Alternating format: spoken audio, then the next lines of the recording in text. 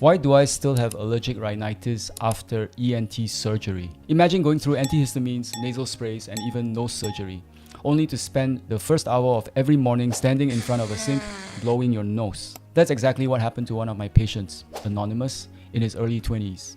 In today's video, I'm going to share one patient's journey with chronic allergic rhinitis. I'm going to share what surgery helped with, what surgery didn't help with, and what Chinese medicine helped with. Hi, I'm Dr. Mark Chern. I run a clinic in Singapore called Chinese Doc. I work specifically with allergic conditions such as asthma, eczema, and of course, allergic rhinitis. If you've been suffering from chronic sneezing, a blocked nose, post-nasal drip, or waking up every morning feeling like your nose is completely clogged, this case may sound very familiar. So let's start from the beginning. This patient's allergic rhinitis started during national service. That's being an army boy for 2 years of your life in Singapore. Like many army boys, he was exposed to dust, outdoor environments, and changing weather conditions. During that period, he started developing symptoms of allergic rhinitis, sneezing, mucus production, and a blocked nose. The interesting thing is that the symptoms never really went away after he finished national service. Years later, he was still struggling. Like many people, he tried the conventional. He used nasal sprays, antihistamines, and he tried various over-the-counter products. Unfortunately, while these helped to some degree, the symptoms kept returning. Eventually, he underwent surgery. The ENT surgeons performed a septoplasty to correct a deviated septum, and also a turbinoplasty to reduce the enlarged turbinates. These are very common interventions here in Singapore. And the surgery did help. Before surgery, he felt that the blockage was right at the front of the nose. After surgery, that front portion became much clearer. Breathing improved. The nasal passage was physically more open. But here is the important part. His allergic rhinitis didn't disappear. Instead, the nature of the blockage changed. He described the congestion as feeling deeper inside the nose. The front of the nose was now relatively clear, but the sensation of blockage seemed to sit a little higher up, closer to the ethmoid area, higher up and deeper in. So here's a takeaway. Surgery can improve the structure of the nose. It can improve airflow. It can create more space. I know many people who have undergone these interventions and emerged with an enhanced quality of life. But surgery doesn't necessarily stop the underlying allergic response. The immune system can still react. The nose can still produce mucus. The tissues can still become inflamed, and then you start dripping.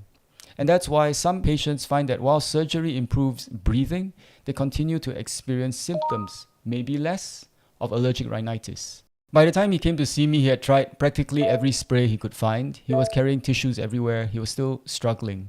When I asked him when his symptoms were worst, his answer was immediate: before sleep and after sleep. Every morning, the first hour after waking up was spent standing in front of the sink, blowing his nose. During the daytime, he was actually quite functional. He could sit through lessons. He could go about his day. The symptoms were there, but they were manageable. And then night would come. Once he lay down, the congestion returned. Post-nasal drip. Sleep became difficult. And sometimes he would wake up during the night just to clear his nose. Anyone suffering from allergic rhinitis would understand this, and it's not uncommon. When I looked at the bigger picture, several other features stood out. Temperature changes triggered sneezing.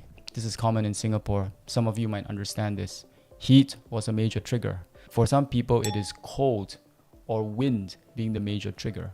And interestingly, which is in line with TCM principles, when he drinks hot drinks, the congestion is relieved. Also interesting, and some of you might relate, he also had a history of eczema affecting the inner elbows and behind the knees, common. That eczema appeared first during national service and improved afterwards, although it still flares from time to time, but at a very low level. For me, these details matter because in Chinese medicine, we're not only looking at the nose, we're looking at the pattern behind the symptoms. We look at when the symptoms occur, what triggers them, what kind of mucus, eczema, any asthma history, hives, how the body responds to temperature. All these details help us understand why One patient may have allergic rhinitis that behaves very differently from another. Before coming in to see me, he also started Acarizax, which is a form of allergen immunotherapy targeted at the house dust mite allergy, again common in Singapore. This is an important point. Many people assume that if they start Chinese medicine, the TCM would say stop everything else. I think we are in a very different era. Many patients continue their conventional treatment while we work alongside it. When treatment began, I asked him to keep me updated regularly. He did that, which was good. Within a few days, he reported that mucus production was still present but had reduced. The need to blow his nose during the day had decreased by around 20%. The mucus was becoming less watery and more manageable. A few days after that, he reported further progress. Between roughly 11 a.m. and 9 p.m., symptoms were approximately 30% improved. Yes, I asked for these numbers and percentages. He still had difficulties at night. He still had the morning symptoms, but daytime function had improved noticeably. And this is an important lesson for anyone with chronic allergic rhinitis. Improvement is often gradual. It's rarely a switch that suddenly turns off. Instead, we look for signs that the body is changing. Maybe the mucus becomes less excessive. Maybe less sneezing is happening. Maybe sleep improves because the nose is improved. Maybe the morning symptoms become shorter. These small improvements often accumulate with time. So, does this mean Chinese medicine is the answer for everyone? No.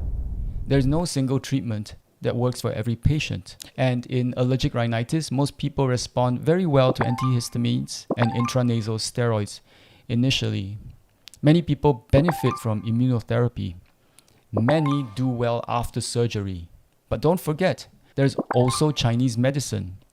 If you're someone who wakes up every morning sneezing, blowing your nose, feeling congested, or struggling with post-nasal drip, you don't necessarily have to accept that this is how life will always be.